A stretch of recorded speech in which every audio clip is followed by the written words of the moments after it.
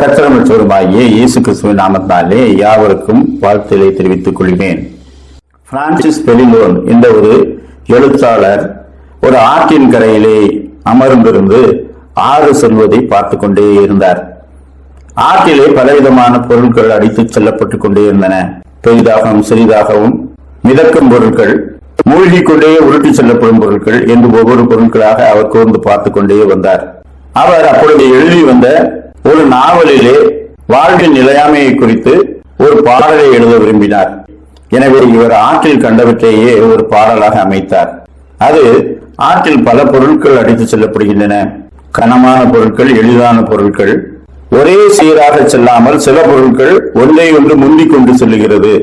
லகுவான பொருட்கள் மேற்பரப்பில் மிதப்பதனாலே அவை வேகமாக செல்கின்றன. கனமான பொருட்கள் மெதுவாக மிதந்து கொண்டு உருட்டி செல்லப்படுகின்றன.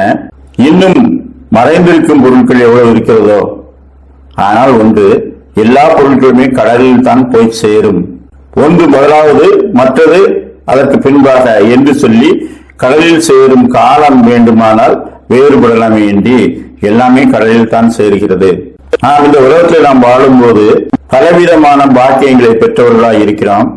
ஐஸ்வர்யங்களையும் கனத்தையும் பெற்றவர்களாக சிலரும், அவைகளை எல்லாம் அதிகம் பெறாமல் தேவனுடைய கிருபையை பெற்றவர்களாக சிலரும், இது எதையுமே அனுபவிக்காமல் பலரும் இருக்கிறார்கள். எல்லாருமே மரணம் என்ற ஒன்றை கடந்து கடல் என்ற ஒன்றுக்குள்ளே போய் ஆறுகள் சேருவது போல தேவனோடு தான் சேர்ந்தாக வேண்டும். இதனை முந்தி செல்பவர்களும் பிந்தி செல்பவர்களும் இருக்கிறோம். எனவே தேவனிடத்தை சேர்வதற்கு ஆயத்தமாகும்.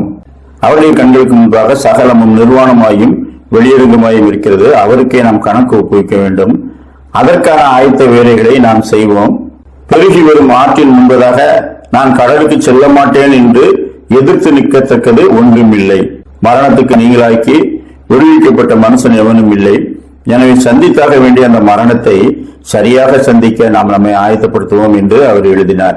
தாவீது தனது குமாரனாகிய சாலோமோனுக்கு இப்படி சொல்லுகின்றார். 1 ராஜாக்கள் 2ஆம் அதிகாரம் 2ஆம் வசனம், நான் பூலோகத்தார் யாவரும் போகிற வழியே போகிறேன். நீ திடன் கொண்டு புருஷனாயிரு.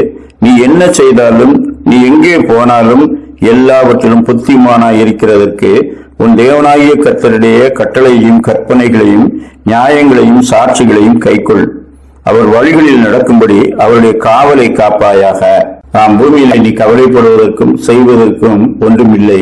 தேவனுடைய கட்டளைகளை கைக்கொள். அப்பொழுது புத்திமானாய் இருப்பாய், காரிய சக்தி உள்ளவனாய் இருப்பாய். உன் ஆத்துமாவை தீமைக்கு விலக்கி காத்துக்கொள்வாய் என்று சொல்லி சாலோமோனுக்கு தாவீது சொல்லுகின்றார். சாலோமோன் அநேக நீதிமொழிகளை எழுதியிருக்கிறார்.